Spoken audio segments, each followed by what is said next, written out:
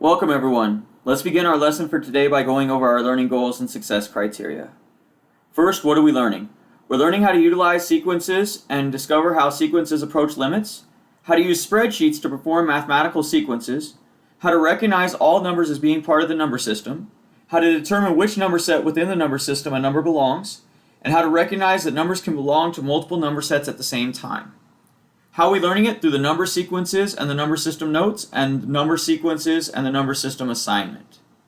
When can we use this? To use spreadsheets to calculate mathematical applications such as creating and maintaining a budget or calculating the point totals for sports tournaments. Also, we can use it to determine how we can use number sequences to calculate potential growth in your business and to understand how number sets are affected by mathematical operations throughout the remainder of this course.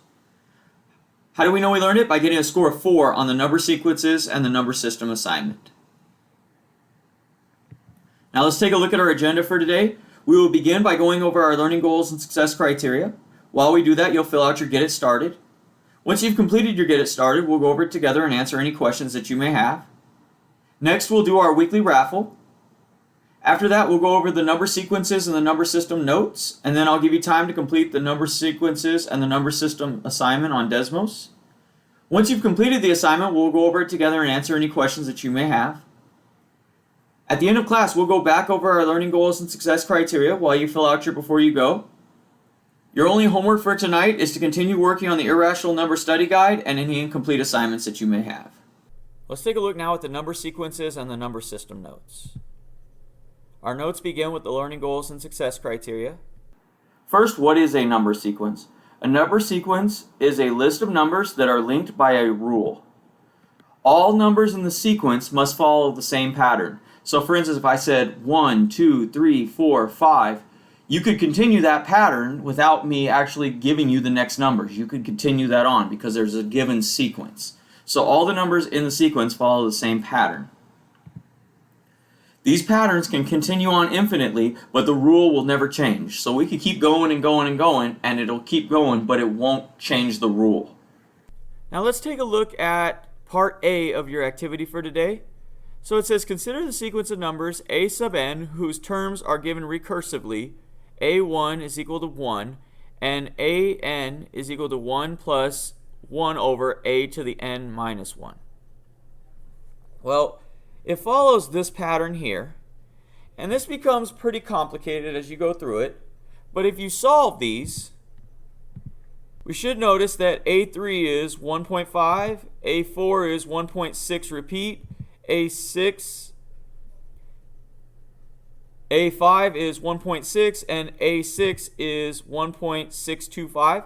We should notice is the leap from here to here is a little bit large. It gets smaller and smaller and smaller each time. And we're getting closer and closer to something around 1.6. So we should notice that we're approaching some kind of number around, in this case, 1.62, something like that. Now to further this, there's a video here that shows you how you can enter this into the spreadsheet. So you'll go ahead and watch this video and then enter those values into the spreadsheet and see what this is getting closer to. So go ahead and watch this video. Let's talk now about how to complete the number sequences and number system spreadsheet. So we're going to be looking at group A, and we're given this here. We're given the function that we need to input, and we're told that 1, when n is 1, a sub n is also 1. So what we're going to do is we're going to copy this. So I right click and copy it, and I'm going to go here and put equals and paste it. And I click enter, and I'm going to do it again. I'm going to copy this. If it doesn't ask you to autofill, this is how you do it. If it does ask you, then just click the check mark. And I'm going to highlight and go all the way down to the end, and I'm going to paste it here. So I pasted it for all of them. And as you can see, it tells me that a sub n, as n is getting really big, a sub n is starting to approach 1.618-ish, right? And notice after a while, the number stopped changing. It's approaching some repeating decimal that goes on forever. Now, once you do this in your spreadsheet, you'll copy and paste your answers into Desmos. Now let's take a look at part B of your activity. So we're now going to consider the sequence b to the n, where b1 is square root of 12 and bn is square root of 12 plus b to the n minus 1. And it follows this pattern here. So when we solve this, we go ahead and enter those in, and we can see that B3 is 3.9915, B4 is 3.998, B5 is 3.99, and B6 is 3.99999. And if you notice, we're getting really close to 4, so we should be approaching some value. And we'll go ahead and check this on our spreadsheet. So there's a video here that shows you how to enter these values into the spreadsheet and see what we're getting closer to. So go ahead and watch this video. Let's talk now about how to complete the number sequences and the number systems spreadsheet. And this is the part for group B. So this is the second tab. And we're given the function already here. So we're told that these are the n's. This is a sub n. What we're going to do now is we're going to copy this. So I'm going to right click and copy. And I'm going to put equals. And then I'm going to paste it. And notice the function appears here. I hit enter. It asks if I want to autofill. I'm going to click the check mark to autofill. And notice now it fills in all the answers for me. And as I scroll down, I should see that after a while the numbers stop changing and they just stay at 4. So as this sequence continues, the values are going to get really close to being 4. So you'll enter this information into your spreadsheet, and then you'll copy and paste this into your Desmos activity. Now, how do we recognize n behavior? Using a graph or a table, we can see that as the values for n get larger, the resulting value from the number sequence can do one of these things. So basically what this is saying is, as we continue these sequences, one of 3 things is going to happen. We're either going to keep going to infinity. So an example of this would be 2 to the n. So as n gets bigger, 2 is going to continue to expand and expand and expand and expand, and it's going to continue out towards infinity. So it's going to get extremely large, and it's never going to stop getting larger. We could go to negative infinity, which means we're going to get smaller and smaller and smaller, and the gap is going to continue to grow, and we're going to get small, small, small forever. Lastly, we could approach some value. For instance, 1 over n. The smaller n gets, the closer we get to some number, which in this case is 0. Because 1 over 1,000 is close to 0. 1 over 10,000 is even closer to 0. So the numbers are getting closer and closer and closer to 0 as we go. So these are different ways we can recognize n behavior. Now let's talk about the types of number sets. So the first thing we talked about before was the natural numbers. Remember, the natural numbers have a symbol of n, and they are really the counting numbers. So where did you begin to count? We began with 1, 2, 3, 4, 5, etc. So those would be some examples. Now once we learned our natural numbers, the next thing we learned was that there's a number before 1, and that was 0. And we call those the whole numbers. The symbol for whole numbers is n0. And our examples would just be 0, 1, 2, 3. So it's all the numbers we learned before plus 0. After that, we learned that there were numbers on the other side of 0. So there were integers. And the symbol for integers is z. And our examples would be -2, -1, 0, 1, 2. So it's just the negative versions of our whole numbers. After that, we learned about rational numbers. We learned that there were numbers between 1 and 2, and between 0 and 1. And the symbol for rational numbers is Q, and those include fractions. So 0, 1/2, 1/3, 1, and it also includes the negative ones as well. So it could be -1/2, -1/3, -1. After we learned about rational numbers, we learned that there were numbers that go on forever. They don't fit into any perfect fraction. So we call those the real numbers. And our symbol for that is R. Some examples of that would be 0, 0.2 repeat, pi, e. Any of those would work. Those are all real numbers. And then lastly, we learned that there were complex numbers or imaginary numbers. And the symbol for that is C, and those include our i's and our square roots of -1. Now, determining the elements of a number set. So we're going to be given things like -2, and we have to decide what number set do they belong in. Well, we know that -2 belongs in the integers because it's a negative value. So this would be in Z, or the integers.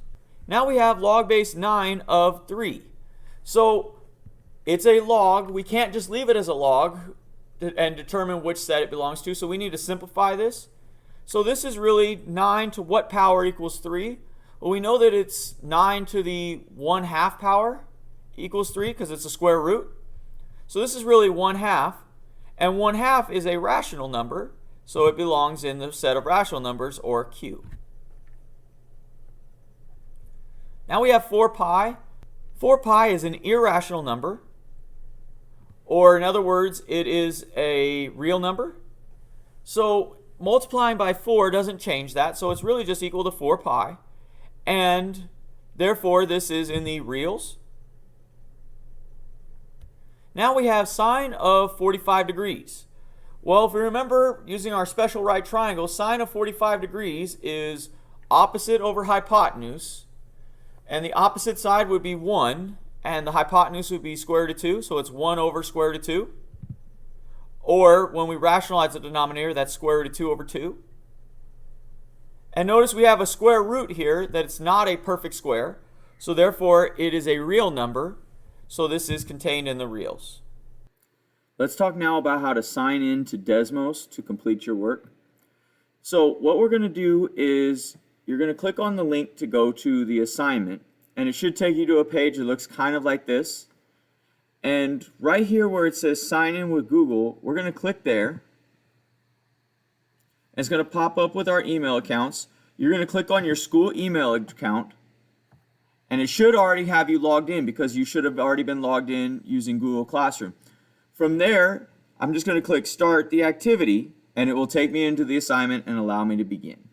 So that's how you will log in to Desmos using Google. Let's take a look now at the number sequences and the number system assignment.